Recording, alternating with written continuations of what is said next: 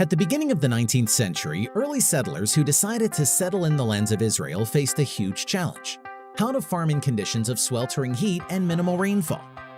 The land was catastrophically barren, but the desire to make this area livable was much stronger. Thus, ways to develop agriculture without water and fertile soil have been found. How exactly did Israel manage to become the capital of advanced technologies in this area? We will find out in this video on the Innovative Techs channel. Water scarcity has been and remains a problem that humanity has faced throughout history.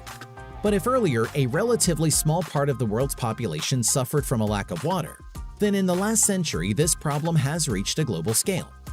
The terrifying trend was confirmed by an official study of the global water crisis. Scientists have found that at the beginning of the last century, only 14% of the world's population, which is more than 200 million people, lived in areas with a certain degree of water shortage.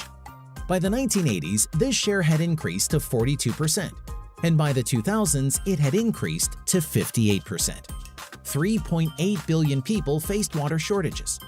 More than a billion of them lived in areas experiencing severe water shortages, mainly in South and East Asia, North Africa, and the Middle East. For Israel, almost half of whose territory is occupied by deserts, the issue of water extraction has also been acute at all times. For a long time, the main source of fresh water was Lake Kinneret. In 1952, the new state began to build a national water supply system, a network of pipelines, canals, and reservoirs for the supply of water from natural reservoirs and Lake Kinneret in particular. Simultaneously, the construction of hundreds of wells for the extraction of water from underground aquifers was launched in the country.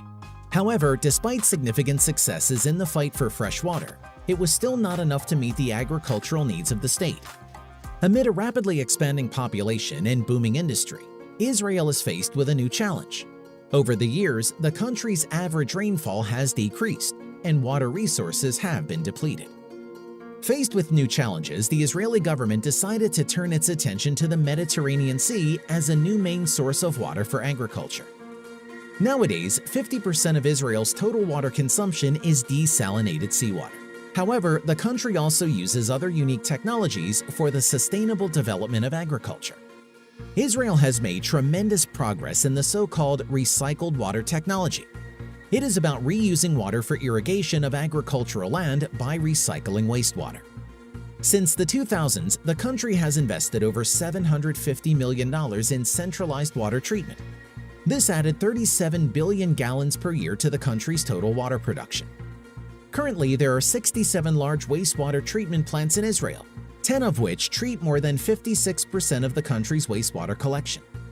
At the same time, the largest water treatment enterprise is the Shafdan Wastewater Treatment Plant. The plant, named a model by the United Nations, treats 97 million gallons of Tel Aviv's urban wastewater per day. Water from the sewage system undergoes secondary biological and tertiary treatment, and is then transported through a pipeline to irrigate 60% of agricultural land in the Negev Desert. Israel, without exaggeration, can be considered the world leader in wastewater treatment. For comparison, in the USA, only 10% of water is recycled, while in Israel, this share reaches almost 90%. Here is what Gilad Erdan, former Minister of Strategic Affairs and Public Diplomacy of Israel, and now Israel's ambassador to the United States, said about this. Today, almost 90% of our wastewater is recycled. That is about 4 times more than in any other country in the world. This is a remarkable achievement, and it benefits not only Israel. Israeli companies help save water all around the world, from Africa to California and India. Another technology without which Israel would never have turned deserts into blossoming gardens is drip irrigation. Instead of flooding the fields with huge amounts of water and fertilizer, Israeli hydraulic engineer Simcha Blas in 1956 proposed a way to deliver moisture and fertilizer literally drop by drop directly to the roots of plants. This technology was born completely by accident. Noticing that one tree was more luxuriant than the others in the backyard, Blas dug up the soil near the tree trunk and found that water was dripping from the damaged pipe and fell directly to the roots. It took Blas and his team years to bring the idea to its logical conclusion. But ultimately, the drip system helped restart agriculture in Israel and 109 other countries around the world. from sugarcane fields in the Philippines to tea plantations in Tanzania. Israeli drip irrigation technology is not only flexible hoses made of stabilized polyethylene with drips that equalize the flow of water along the entire length of the pipeline. The system includes devices for water purification and filtration, fittings for distributing water throughout the field, as well as equipment for dissolving and dosing fertilizers, and of course automatics. With drip irrigation, water flows to all plants evenly and in the same volume. Leaves and stems of plants do not get wet, there is no danger of the spread of fungal infections, and the soil surface between the rows of plants remains dry, which prevents the growth of weeds. The Netafim Israeli company founded by Blas that developed this irrigation method claims that the technology saves 25 to 75% of pumped water compared to classic irrigation. Thus, less water, fertilizers, and pesticides are used. As a result, not only are the yields increased, they are also less exposed to chemical pollution of aquifers. The system works in such a way that half of the water used for irrigation produces twice the yield.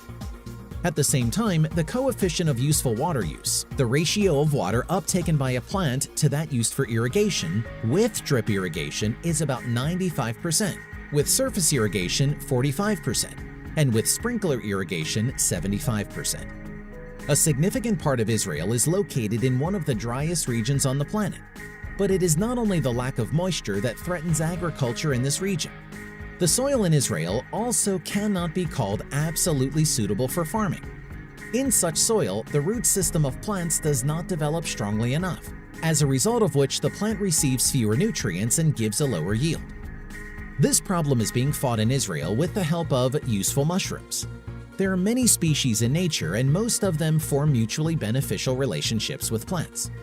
The so-called mycorrhizal fungi effectively expand the root system of plants with the help of mycelium, a network of long microscopic filaments called hyphae. The surface area of the mycelium can be up to 100 times greater than that of the plant root itself. This secondary root system absorbs moisture and valuable nutrients that would normally not be available to the plant. For Israeli farmers, this is the perfect solution to increase yields in an environmentally friendly and absolutely safe way.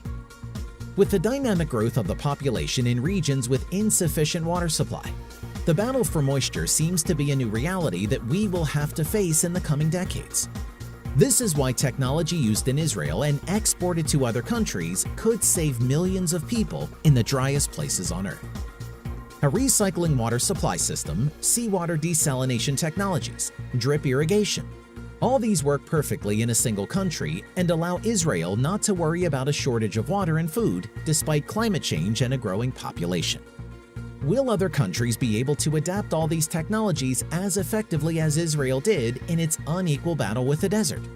Will these technologies help stop global migration when water scarcity in certain regions becomes threatening? Only time will tell. What do you think about this? Please share your opinion in the comments below the video.